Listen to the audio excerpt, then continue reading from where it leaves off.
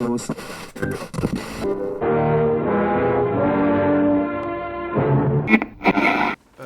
wanted to get a minivan, so I'm trying to mimic Ethan Hawke in Boyhood because he had a mustache in that movie. Of course. That was the first thing that came to my mind.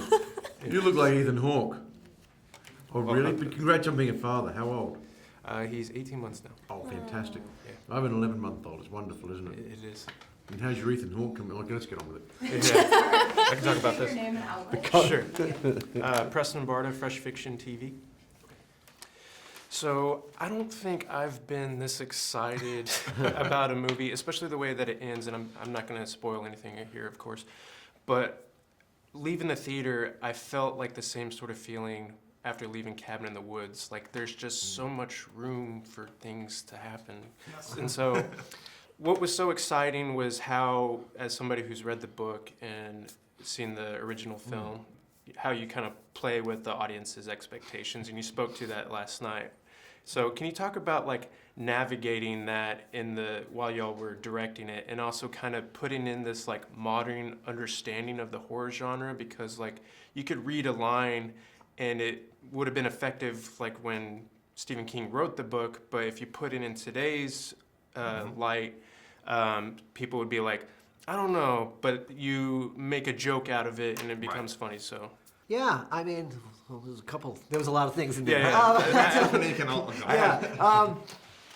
I think what was really important to us was just staying true to the essence of the book, but also making something that was for today. Like Pet Sematary is a very universal tale. I mean, it deals with grieving and deals with death, and it's unfortunately something that everybody has to experience. So like, that's going to be relatable every generation. It's such a universal theme. So you can make the movie 30 years later after the original. I expect them to make another one in another 30 years, maybe even sooner. Who knows? But it'll always be a relatable subject. So to us, it was just a matter of keeping the core essence in place, and we think that would be capture the essence of Pet Sematary and keep the fans satisfied, and the Stephen King fans, but also trying to update it to today, and also put in some new surprises just so people would have a brand new viewing experience and still be able to have fun with it, but like I said, hopefully still getting the Pet Sematary that they know and love. for me, movies have always been a source of information about life, how to and not live it. And I feel that Pet Sematary has so many lessons in it about that very thing. And so from all of what you've kind of absorbed from being in the film, what lesson did you latch onto most and maybe even put into play after being a part of the movie? Ooh. It's funny, I mean, I don't know if this answers your question, but there were lines in the book, because I was a new father. You know, I actually had my 3-month, he was 3 months old, that little Jakey, that I stopped saying because of playing Lewis and reading the book and going into it. And that's the genius of King, it gets under your skin. Go Gage, get it, Gage, and I'd be funny, come on, Jakey, get it, because they're starting to crawl, get it. Stop saying that.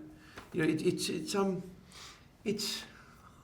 I don't know what lessons I learned, but it does reflect. I love the whole Bride of Frankenstein thing. You know, Lewis has bought this thing back. He's responsible for it. It's a living, breathing entity now. You know, you just can't kind of snuff it out, or right. You can if you want, but you're responsible for it.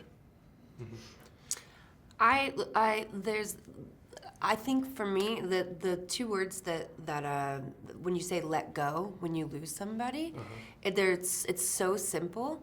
And when people say you just have to let go, I sometimes want to punch them in the face and be like, that's really, yeah, great. Like, that, just let go of whoever you've lost, right? Yeah. But I think what's interesting, and then what the book explores really well, is the disconnect of letting go psychologically and then emotionally. Like sometimes they don't align, and it's really hard to connect those two. Is that intellectually speaking, you can know that you're supposed to let go and move on and that this person's gone, but emotionally you haven't. And I think that that's what it explores. And I since doing the movie, I've been thinking about that, the disconnect between intellectually what I'm feeling and then emotionally what I'm feeling, and understanding how to let go and kind of like get intellectually and emotionally like on the same page, but which Lewis never does. And then I do, but then my daughter comes back from the dead. So, yeah. So,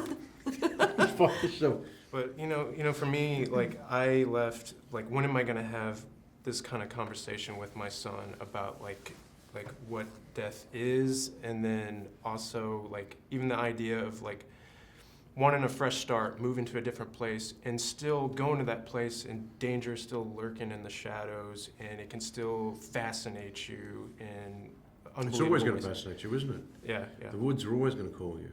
yeah. A different path, it's always going to be out there, and you have to. It's part of it. Yeah. That's the genius of King, though. Mhm. It's just to take you so simply, but then just hold on to you so tightly and move you so far. Yeah, He's extraordinary. He's deceptive. yeah, And I think Kevin and Dennis have done a wonderful job in the film in finding that accessibility, giving you that space for the resonance, but still also giving you a cinematic experience, which is not easy. yeah. I think they did a great I think job. they did a great job too. I really do. Yeah. Yeah. In my review, I wrote that it reminded me of Kubrick. There's certain. You were the one that mentioned Kubrick? I did. Oh, we Yeah. love you. I read that. I'm like, you're the one. Okay. Yeah. There's certain images in this film that happen that I By the feel. way, I'm a fan, so Yeah. Oh, I have the other one in my room, the other Kubrick shirt. I didn't wear it on purpose. I just had it on today, but Yeah.